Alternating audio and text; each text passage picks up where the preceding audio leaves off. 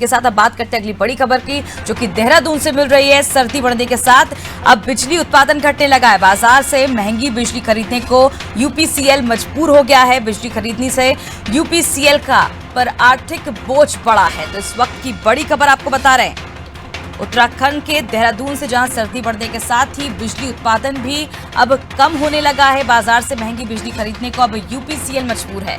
बिजली खरीदने से यूपीसीएल पर आर्थिक बोझ बढ़ा है।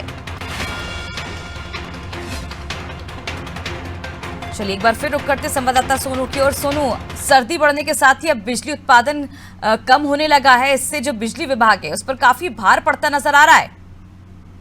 देखिए, इसके अमृता दो पहलू हैं। एक तो ये है कि सर्दियों के समय में जैसे जैसे सर्दियों का कहर बढ़ता है, ठंड का मौसम बढ़ता है और कड़ाके की ठंड का कहर बढ़ता है, तो ऐसे में जो उत्तराखंड की तमाम जल विद्युत परियोजनाएं हैं वो प्रभावित होती हैं, क्योंकि जो नदियों का जल स्तर है उस जल स्तर में कमी आती है और उस अनुपात में जल स्तर का प्रभाव नहीं होता है जिस अनुपात में होना चाहिए। लिहाजा जो विद्युत उत्पादन है उसका ग्राफ घटता है और जो मांग है वो बढ़ती है। तो ऐसे में इस गैप को किस तरीके से पूरा किया जाए, इसकी कोशिश यूपीसीएल कर रहा है और इसका सिर्फ और सिर्फ एक ही रास्ता विभाग के अधिकारियों के पास है, वो है कि बिजली को खरीदा जाए। और जब बिजली खरीदी जाएगी, खपत ज्यादा होगी, उत्पादन कम होगा, तो जाहिर सी बात है कि इसका भार कहीं ना कहीं जनता की जेब पर ही पड़ेगा। और ऐसे में जब उत्पादन कम हो रहा है और डिमांड ज्यादा हो रही है सर्दियों के समय में, तो निश्चित तौर पर जो जनता है उसको इसका दंश भी झेलना पड़ सकता है कि आने वाले समय में जो विभाग है वो विद्युत के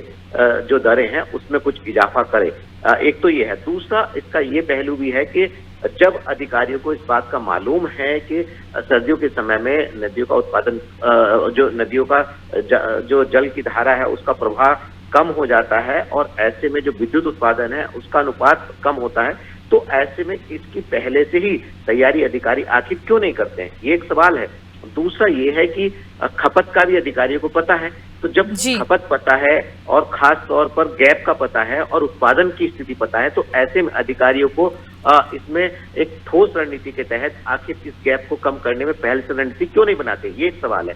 तो उम्मीदें की जा रही है कि आने वाले समय में जो यूपीसीएल है वो अन्य प्रांतों से बिजली का खरीदेगा और उसके बाद फिर जो सप्लाई है उसको पूरी तरह से पूर्ण रखेगा, ये उम्मीद की जा रही है। जी अमृता। सोनू, जिस तरह से राज्य में डिमांड बढ़ रही है, तो क्या लगता है एनर्जी एक्सचेंज में भी दाम बढ़ने की संभावना हो सकती है?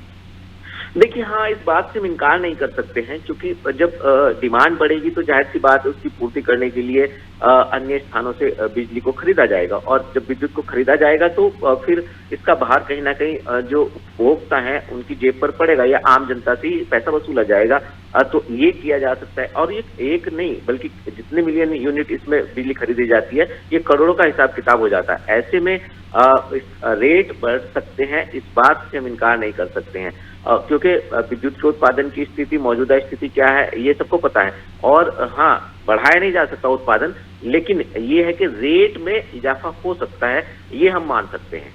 बिल्कुल, रेट में इजाफा हो सकता है क्योंकि उत्पादन की डिमांड काफ़ी ज़्यादा हो रही है, घटने लगी है और बाजार में महंगी बिजली खरीदने को अभी यूपीसीएल मजबूर है। सोनू, आपसे और जानकारी हम लेते रहेंगे। तो बता दें, प्रदेश में बिजली किल्लत से करीब 1 साल से यूपीसीएल लगातार जूझ रहा है और उसके बाद जिस तरह से अब डिमांड, जो उत्पादन है वो घट रहा है, बाजार में महंगी बिजली खरीदने को लोग, जो यूपीसीएल है, मजबूर हो गया है बिजली खरीदने पर। यूपीसीएल पर अब काफ़ी आर्थिक बोझ भी पड़ रहा है।